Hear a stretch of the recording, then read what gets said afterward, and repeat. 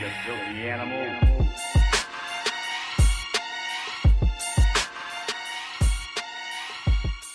Hey, what's up? You're listening to Talking Off the Couch, where we talk about it being okay to not be okay. And we have real talk about mental health and wellness within the communities of color. Just a reminder, this podcast is not to be put in place for your mental health counseling. So please find a therapist in your area. And if you need additional resources, please find those resources on our website, www.talkingoffthecouch.com. Now, with all that being said, let's get to talking.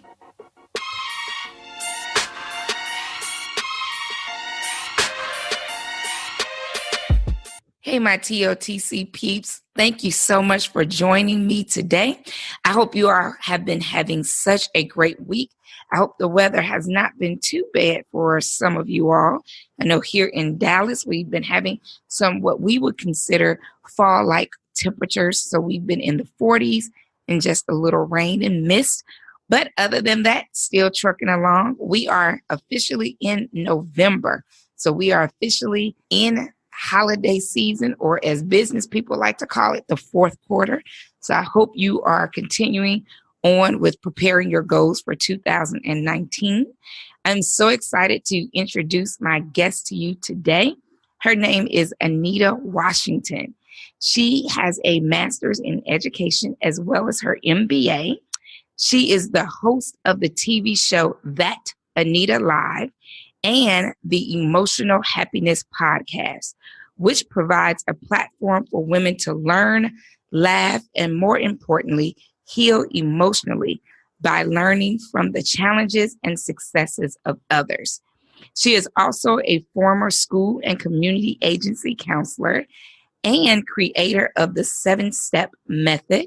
Anita has helped guide people from the ages of 11 to 50 through their own life issues, personal transformations, and professional endeavors. Help me welcome Anita. Anita, how are you today? Thank you very, very much for sharing your platform with me. And hello to all of your listeners out there. I am great.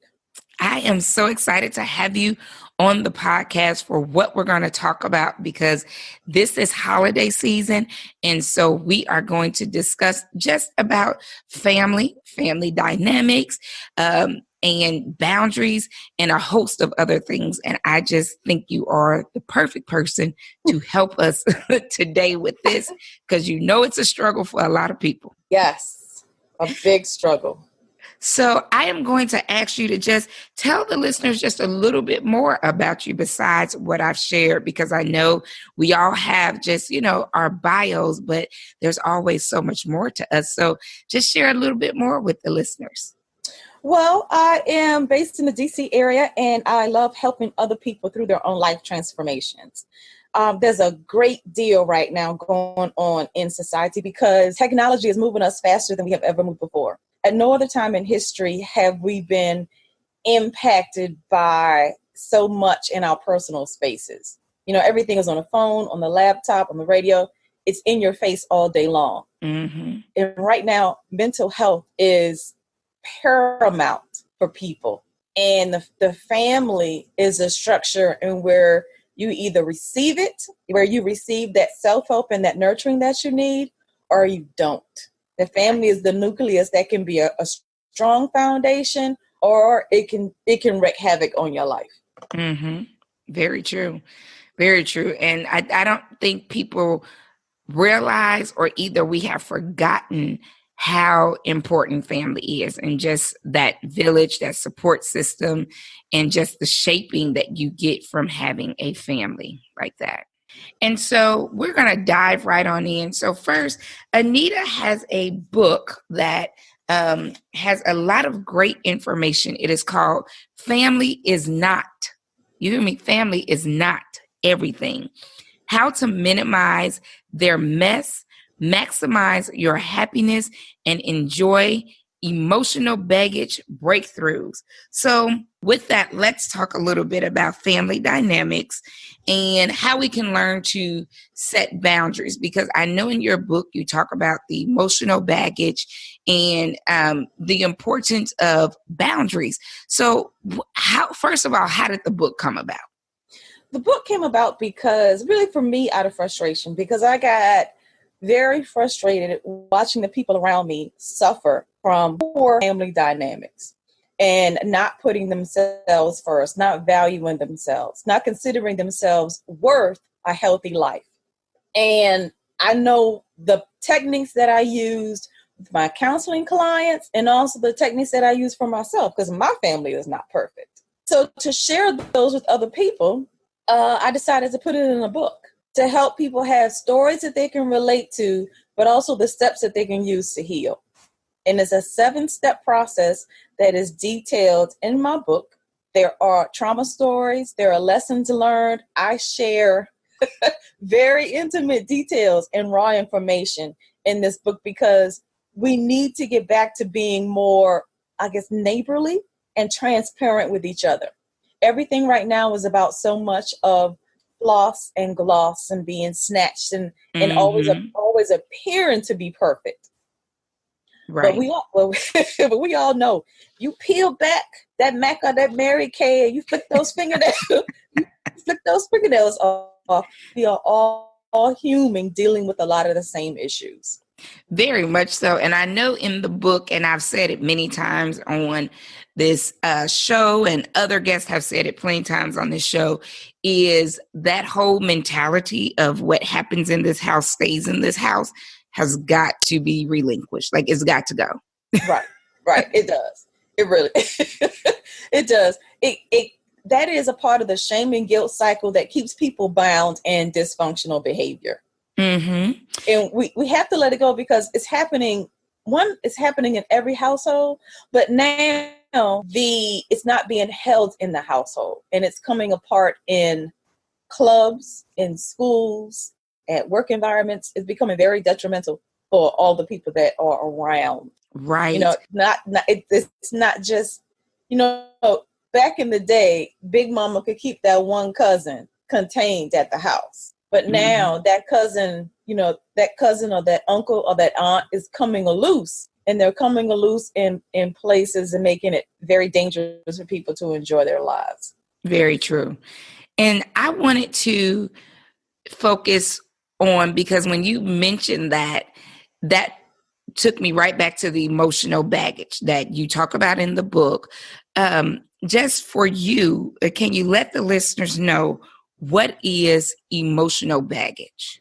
Emotional baggage is all of it's self-doubt. It's negative thinking. It's all of the things that happen that keep you from pursuing those big goals and those deepest dreams that you have. Because coming up as a child, you may have been told, well, you're not going to be nothing when you grow up. So now as an adult, because childhood trauma turns into adult dysfunctional behavior, even though you may not be hearing that statement anymore, it is so deeply embedded into your emotions, your subconscious, your own personal thoughts, that when you try to go after a goal, it stops you. It freezes you in your tracks because it's that negative cycle that you hear in your head playing. Oh, who are you to think that you can try that? No, you don't need to be going over there. Those people don't want to be bothered with you. It's all internal, because that voice that we heard as a child turns into our self-talk as an adult. Right. And I don't think people connect the dots. And that's why, I tell people all the time, that's why it's good to go to a counselor, because you could be going to a counselor to figure out, why do I have decision-making issues? How come I can't do this and that? And it will go back and you will find out it stems from something, like you just said, someone might have told you that now enters in with self-doubt, because self-doubt is so heavy. And everyone experiences it though. Even the most cockiest person experiences self-doubt at some point. It might not be to the level of some others, but self-doubt can be so debilitating. Yes, and everybody experiences it, but you shouldn't let it stop you. Right. You got to know how to take a hold of it, replace it with a positive thought about yourself, and keep going. And with you saying that leads me to want to talk about very quickly, in your book, you talk about self-awareness, because when we talk about self-doubt, you just said you have to be able to push through. And so personally for me, I know that I have self-doubt. Of course, we're doing this podcast. You know, when certain clients come in, we think about it like, okay, how am I going to help them? Or just when we want to further along in our therapist career, because of course, there's so much more than just sitting in a chair helping others. You have to become aware that you have this doubt or that you're feeling some type of way. And in your book, you state, becoming self-aware will empower you to realize your priceless value and will lift loads of worry and stress off your shoulder. Yes, it will. I think that is such a valid statement. Yes, yes, it will. Nobody should know you better than you do. Mm-hmm.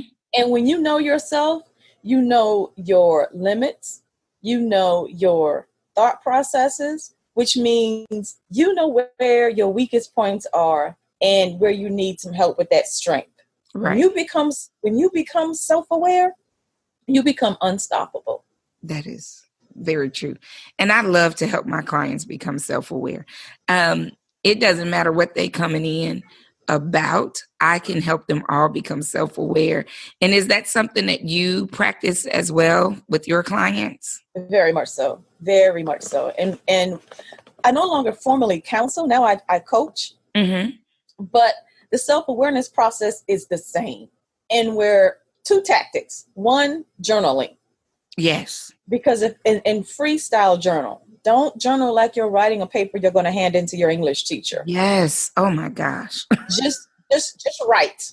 It doesn't matter what it looks like. You need to be able to read it. Yeah, that's it. That's the most thing. It doesn't matter whether or not subject verb agreement, sentences, periods, none of that matters. Just write your emotions. Because later on, once you've flushed all that negative energy through and you're no longer carrying it, you can go back to those pages and read and say, okay, what may have happened in my past that caused this limiting belief? Mm. And it will unlock it for you instantly. One of the steps that I talk about in my book is called life mapping. Mm-hmm. That's the very first step, because I need people to discover, uncover those past events that cause the limiting beliefs that they live their lives within now. And once you get the key to that lock, life is grand. Yes, it is. It'll blow your mind in the first point, but then it's like, oh, wow. And I agree with you with journaling. Like most, I have a journal that I'm coming out with, and it's all about learning how to heal, but being free with your writing. Like Yes. Not just, like you said, writing as if you're turning in a paper. Be free with your writing, but also reminding the people to go back and read and see what actions have you put into place to change what you wrote. Because oftentimes we write and then that's it. And then, we don't go back. We don't try to change it, or we don't say, what do I want to make different? And I think that doing that journaling, like you said, along with your life mapping, can be so phenomenal for a lot of people. Journaling is great because it gives you something to look back on. Later on, you can go back to it and read and look. Mm-hmm. But the same thing with anger, and where people need to learn how to process and release their anger. So many people they stay quiet about it. Like right now in the work environment, it's performance evaluation season. Mm-hmm. Yeah. And when they come out of their manager's office, they come back to their cube, they sit down and they say not a word for the rest of the day. That energy affects the entire office because everybody's getting their performance appraisal done. So everybody knows what's going on.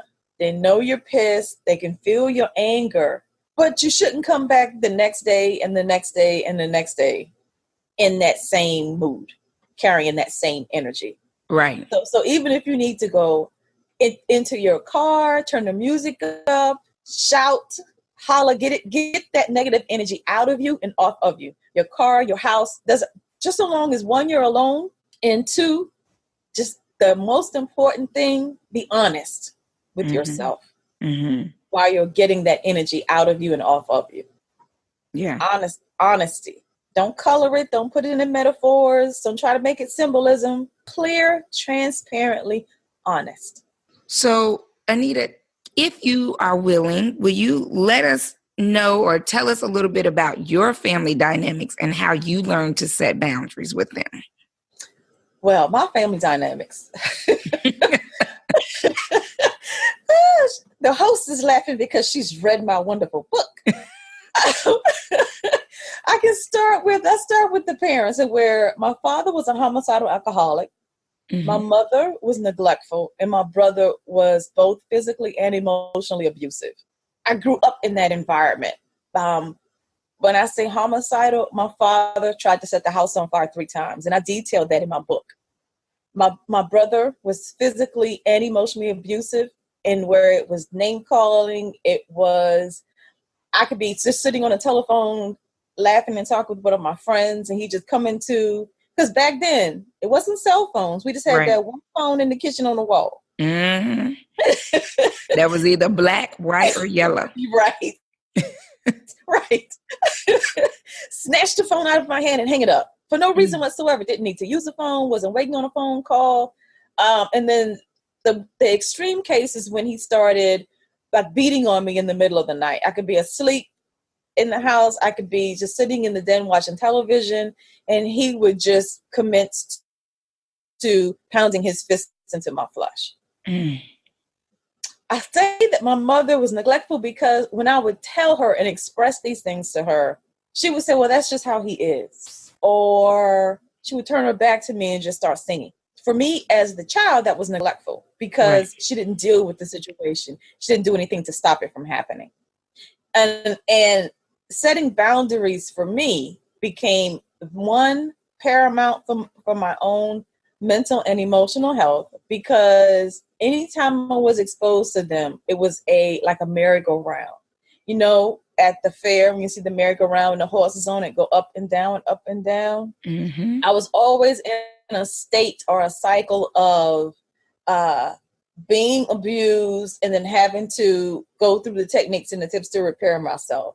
Having another event, going through the techniques and the tips. Having another event. I had to get off.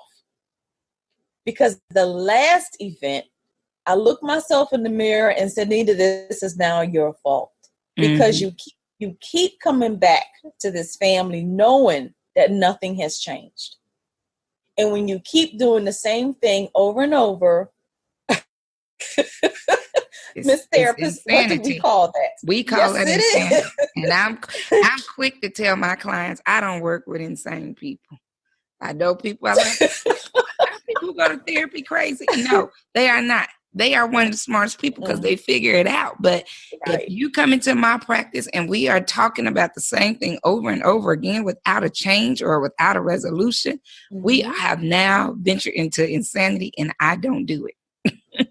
And so I had to come to a place of no contact. Yeah. Because if you have a family and when you express to them, look, we are now all grown, and the way that you treat me is despicable, and I don't appreciate it. Would you stop doing, and give them examples. Stop doing A, B, and C. It's disrespectful, it's dismissive, and that is not an expression of love. My family would blow it off and just keep doing it. But if you have people in your life that will regard what you say, listen to you, and put in the effort to change that behavior, keep those people. Having to go no contact is the extreme, but it's something that I had to do. So that's how I learned to set my boundaries.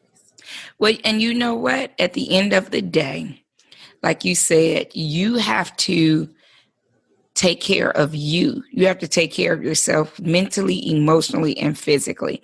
And I know so many people, and maybe some of the listeners feel, especially in our culture, feel like blood is thicker than water.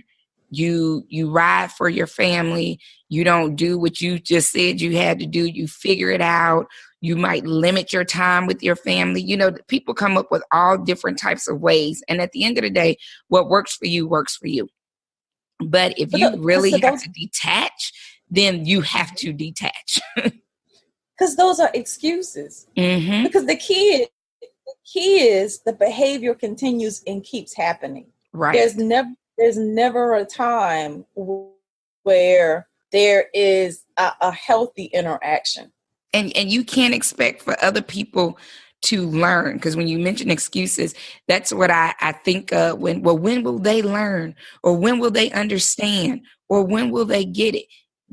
If they're not trying to, they're not going to. Right. And Right. so that's where you have to do the work and stop trying to worry about when they're going to get it or when they're going to understand. Or I know you hear this too. Surely they know X, Y, and Z is incorrect. No, if that's not how they are thinking, then they don't know that is incorrect behavior. They might feel like it's right and you're wrong. And so when you made that decision to completely detach from your family, how did you process that and work through that? Because I know so many people think that you have to have your family, but I also know that the Lord will surround you with other people that become family. Yes, he does. We get up and go. We get up and go to church once a week. Mm-hmm. Pray, kneel, jump, shout, whatever your worship process is involved in. But do you actually know what the words in between the pages say?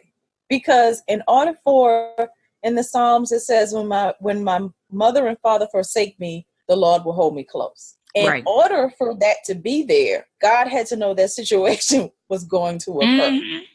Somebody's going to need that verse. And in this case, that somebody was me. Yeah. And it happened in the Bible anyway, where people had to leave their family or their family turned their back on them.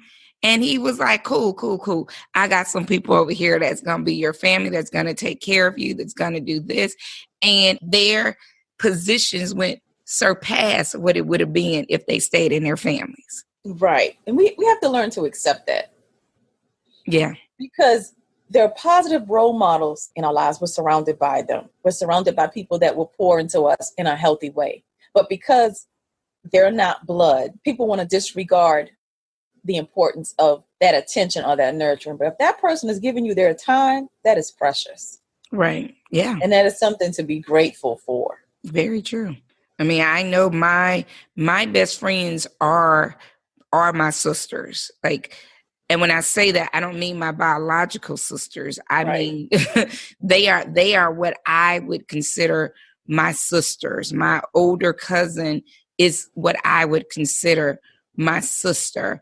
And you don't know, and some of my friends and people from church, I consider them my family. Like, you come to my house, you know where everything is to get you some water or whatever. You go in the refrigerator without asking me, hey, you family, And so I think that somebody, if not more than one person, needed to hear what you just said, because there's so much stress and anxiety as well as depression surrounded around this time.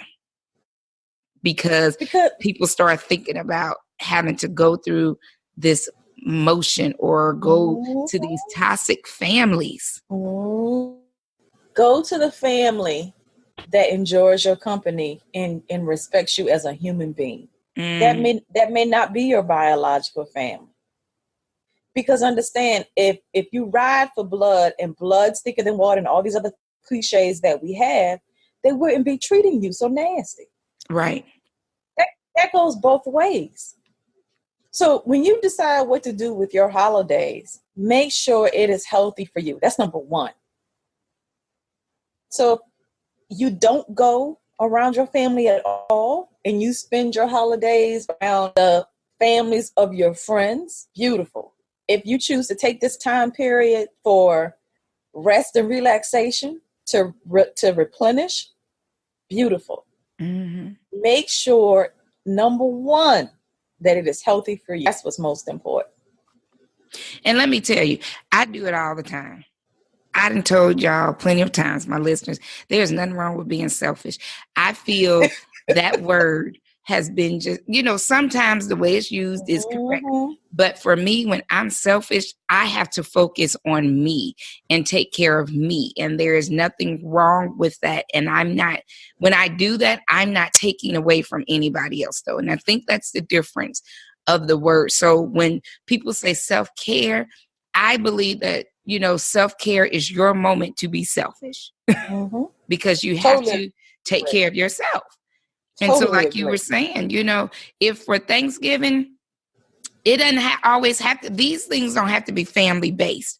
If Right. that means I'm going to sit home, I'm going to catch up on everything on my DVR, I'm going to watch some Netflix, I'm going to eat the food that I enjoy and not the food that society or somebody else tells me I have to eat, I'm good with that. But you'd be surprised how many people take vacations during this time of year. And vacations, not a family, like vacations to the Caribbean, Yep. vacations to Eastern Europe. People aren't traveling just to get back to or to family members because it's the airlines are having sales. Yep. Everybody's traveling. When I saw the statistics and the facts on that how many people were just in, some singles cruises. Yes. I was shocked. Happy, but shocked. I've even said that I'm going to travel at one point during the holiday. I was like, I'm going to do something different. Mm-hmm. I'm going to do something different. And in your book, when you, like you just said, make sure, number one, make sure it's healthy for you and hang around with people who want your company and enjoy your company. I read this, and I'm going to tell you all, I am not an avid reader. And that's the way my mother tells me to say it, because she doesn't like the fact that I say I don't like to read. She like, don't say that because people think you can't read when you say it that way. So I'm not an avid reader. And I start from the back of the book. I know, I don't know why, but I do. So when I got Anita's book, I go start from the back. And this stood out to me. It made me giggle. I told people about it as if I had read the whole book. I told people about this one thing. And this is what you wrote, and I love it. My grandfather used to say that when a chicken gives an egg, it's a donation. When a pig gives ham, it's a sacrifice. To what are you giving your future, a donation or a sacrifice? I could have dropped the book, y'all. I'm like, dang. Yes, he did. Yes, he did. And as a young child, I just kind of blew stuff like that off. I don't know what Big Daddy talking about. He's crazy. I do know, because old people talk a lot in parables and psalms, especially in the country. And if you don't hang in there, if you don't continue to repeat it to yourself or hear it as you get older, you will never understand it. But when that saying that my grandfather used to say all the time hit me, it hit me like a ton of bricks. And you know what? I'm not gonna read the rest that she says in there, because y'all, when I tell you it will change your life, she talking about making changes, being intentional. What are you doing? Basically, she will look for the women. She will snatch your edges. But when I read that, I'm like, oh, am I giving donations a sacrifice? And then I just sat there and thought about the animals. I'm like, you surely right. Grandpa, you are surely right. When a chicken lays an egg, it ain't no problem to them. They lay it and they keep it moving. That's right. But a pig, they have no choice in the matter. And so what you're basically saying, and not you, but what your grandfather was basically saying is, are you willing to give freely and be okay and walk away without what you haven't lost anything? Or are you willing to basically sacrifice? And sometimes sacrifice is a choice, but sometimes sacrifice is not a choice. And what are you willing to do with what are you willing to do with it? Because that's in the sacrifice is where the healing occurs. Right. In the sacrifice is where the healing occurs. What I find, I also talk about family shaming. And what I find this time of year is when people get so uncomfortable when they find out you're not going to spend the holidays around your family. Yeah. But my question is, do you want a friend that is angry and agitated because they've been insulted, dismissed, and abused? Or do you want somebody that's positive and healthy and upbeat? You can't have both. So which one would you choose? And can you explain to the listeners how to make sure that they are not family shaming? For all intents and purposes, please stop. When somebody says to you, no, I'm not going to spend the holidays around my family, or no, I am not going to be around my mother or call my mother for Mother's Day or Same thing with fathers. Accept that decision that they've made. And stop trying to convince them to do, one, what you think is right, and two, what is comfortable for you, because you don't know the situation you're sending them back into. Right. People look at titles and think that titles make people perfect.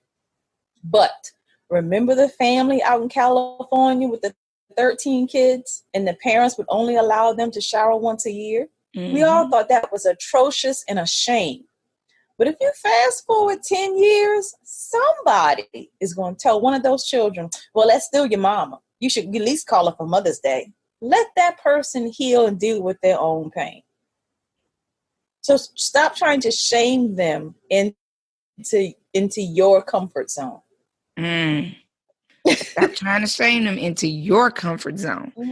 And also what I heard you say is listen to their story, get to know them.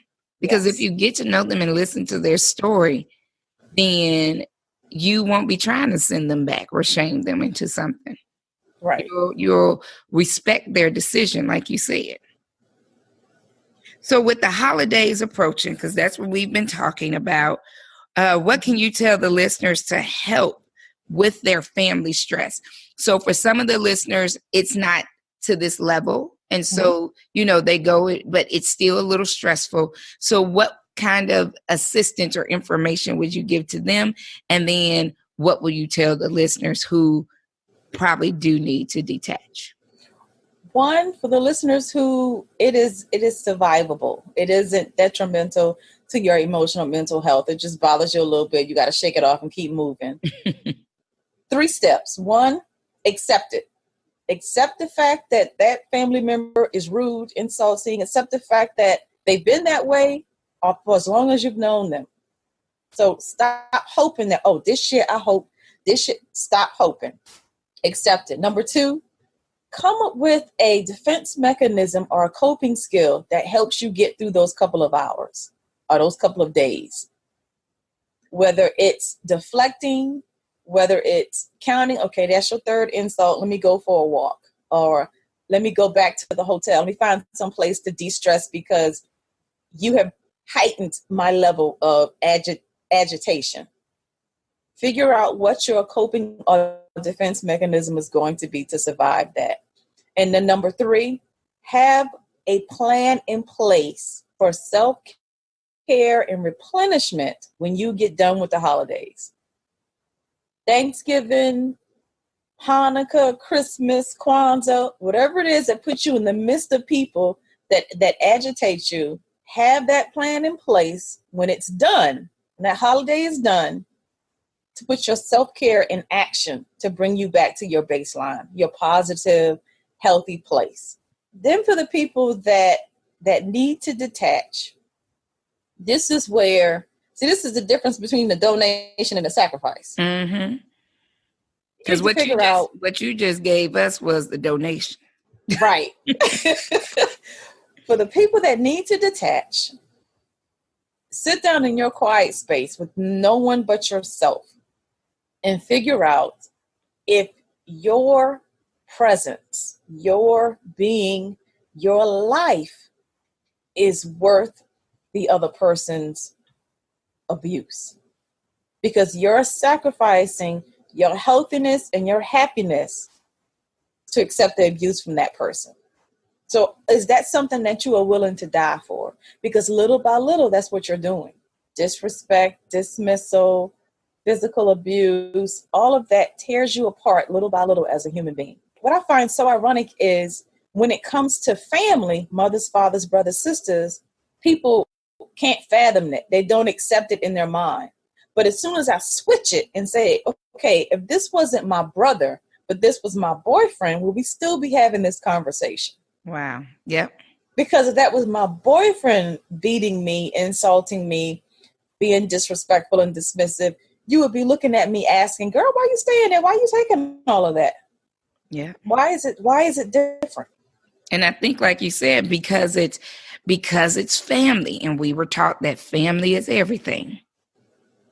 But like you said, if you switch it, or if it's like that friend that's causing all of this, you would have to detach. Mm-hmm.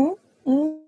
And so for that one, I mean, I know you gave one point, which was just take some time in a quiet space and really think, how much are you willing to give? Like, but also I think what you mentioned, which was make sure it's healthy for you, I think that would fall under that. And if you are a Christian and a believer, this is where we would say you need to have a quiet space with God and yield and listen to what he's telling you to do.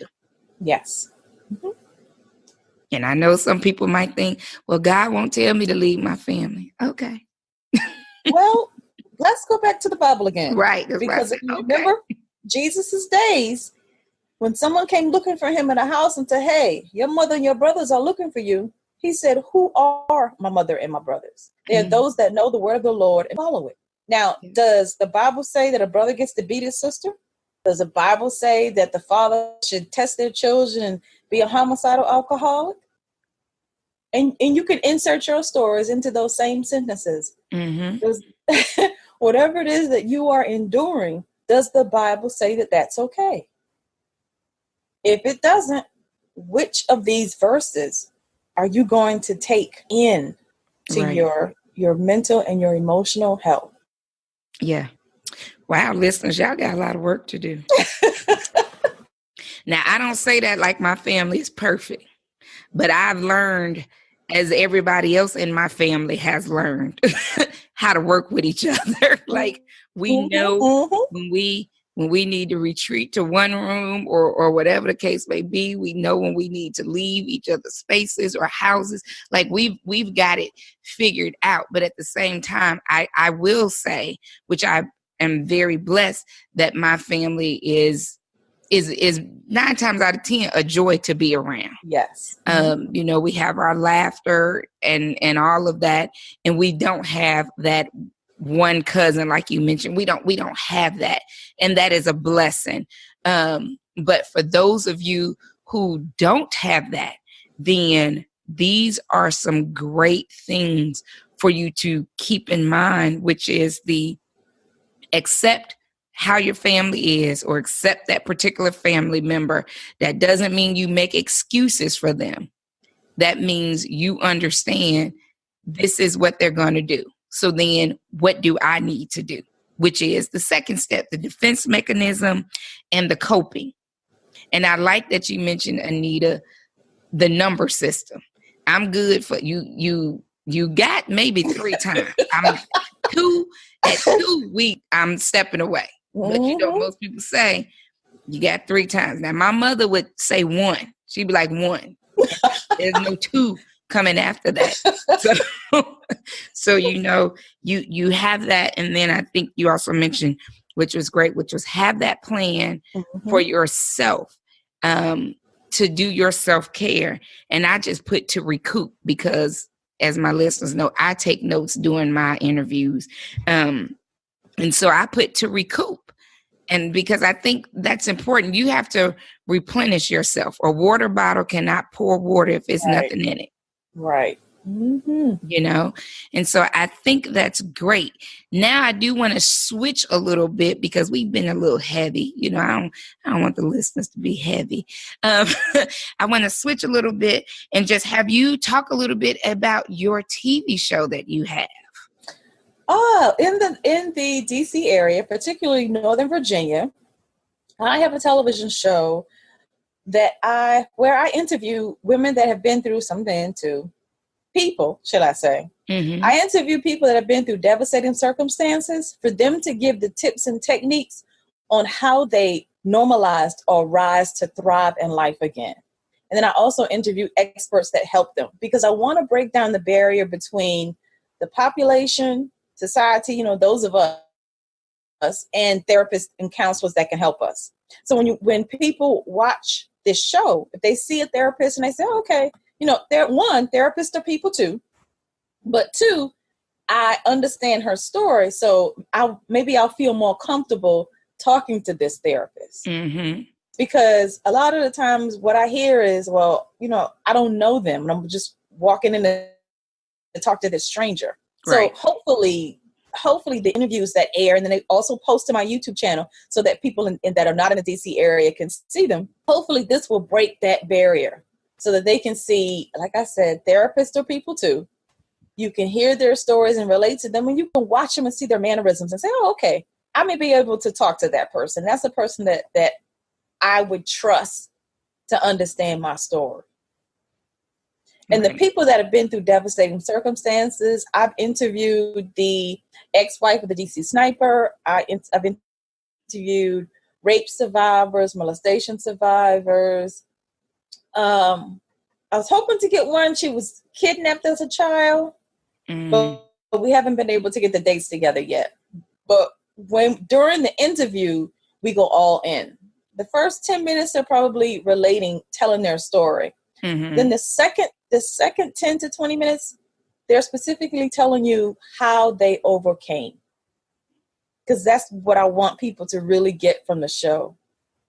We need to lean more on each other with the tips and the techniques that work. Right. Instead of trying to suppress and depress everything, because the top is just bubbling over. Mm-hmm. And we got to stop that. Yes, we do. I understand people say gun control, that's one tactic, but we can also do it from within. We have to, like you said, we have to start talking about it. Mm-hmm. We have to start talking about it and making survivors feel okay is the word that keeps coming to mind, and not making them feel like they should not tell their story or they should hush, because at the end of the day, it's already for them embarrassing. Whether it's a family member, like you mentioned with the DC sniper, his spouse, like that is already on them. They put that on themselves already. We don't need to add to it. Mm-hmm.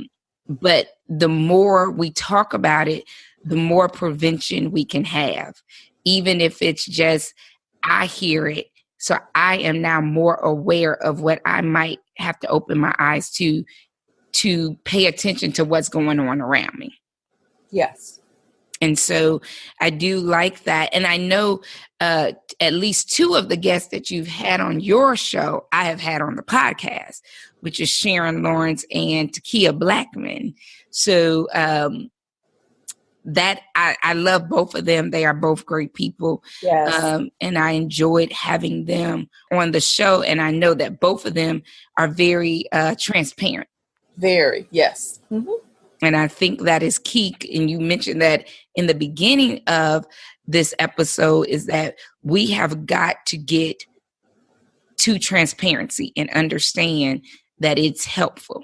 And I've always called it an open book. Like I've always told people, I'm an open book. I don't mind telling you about myself or about my childhood or about my father being an alcoholic and these type of things, because those are the things that shape you.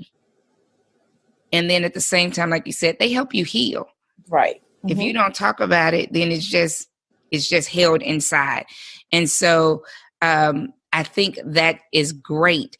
Now, can you, before I ask you to tell the listeners to find, where they can find your book and where they can watch your show, will you give the listeners 3 takeaways? Number 1, know above everything else you are worthy. There is nothing you are not worthy of. You are a living, breathing human being, and that in and of itself makes you worthy. That's number 1. Number 2, self-care is paramount. Whether you're a mom rushing around with children, you're a dad stressed because you feel as if as protector and provider, there's so much on you. You're a grandparent that is raising your grandchildren, whatever that is, know that you have to have self-care. Don't put it off and say, I got to come up with it. Whether you put it on an index card, you paste it on the refrigerator, you schedule it. You know that when this one's at basketball practice, you're going to be in the car doing self-care, whatever that is. And number 3, work every day to be more compassionate to your fellow man. You never know what people are thinking. You never know what people are going through. So when they cut you off in traffic, just say, I feel sorry for you. You must be having a bad day. When somebody in the office gets snappy with you, sorry, you're going through what you're going through in your household. Don't say it out loud. Right. Think these things to yourself, and it will help you become a more compassionate and understanding human being for your fellow man. And that will go millions of miles. It will go light years into making us a more civil society. Those are good. So you all got your 3 takeaways. You are worthy. I wrote that in all caps. So you need to think about that in all caps. You are worthy. Self-care is paramount. And be more compassionate to your fellow man. And you know what? That one, you talk to me for that, because I am quick to go off on somebody if they cut me off in traffic. Yes, we are not therapists 24/7. I do not sit there and think about they must be having a bad day, or they must have just had an argument with their spouse. That is not the first thing that comes in my mind. But one thing I do say is, you must really trust me. You must really, really trust me to think that I would not hit you. But hey, so that one I'm going to use for myself. You have really talked to me with that third one. So Anita, let the listeners know where they can find your book at, because your book is a wealth of information. You have a masterclass that goes along with the book. You have worksheets that they can get. So let them know where they can get this book at, as well as where they can watch the show and how they can follow you on any social media platforms. Please follow me on social media. I'm on Twitter, Instagram, Facebook, and YouTube. That's Anita Live. That's ThatAnitaLive. My website is thatanitalive.com. The book is available on Amazon and Barnes & Noble. The masterclass. Pay attention to my social media and my website. If you're interested in the masterclass during the Black Friday holiday, there's going to be something extra special that I'm going to release for that time of year. Y'all better pay attention. Now, she gave you Instagram, Facebook, and Twitter, and YouTube. So if you don't have one or the other, y'all got enough ways to connect. And so I'm a real person. I am not. If you tweet me or DM me, I will get back to you. There you go. And for my listeners, I know you all get used to me saying, I followed this person on social media and I started watching them. This will be the first time that I did not follow anybody. I did not follow Anita on social media. We had a way that we connected. It worked out well. The book is, like I said, is great. If anything, get the book just so y'all can see what her grandfather say. And don't worry, it's in the back of the book. So if you don't like me, if you like, let me skim through before I decided, look, I'm telling y'all, go follow her on Instagram, Facebook, Twitter, YouTube.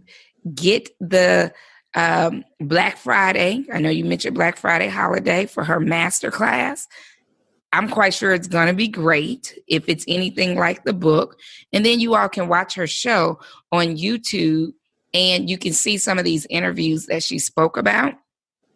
Please take heed to what Anita said. Do not stay in something that is dysfunctional. You don't have to. And then definitely reach out to a therapist if you notice some of the things that she mentioned that you're like, that is what's going on with me. Anita, I want to thank you so much for being a guest. It was great. Thank you very much for having me. Thank you for listening to the Talking Off the Couch podcast. Like what you hear? Subscribe to hear more great episodes. And please check out our website at www.talkingoffthecouch.com and like and follow our Instagram and Facebook page. Thanks so much for listening. And until our next episode, remember, it's okay to not be okay. Peace.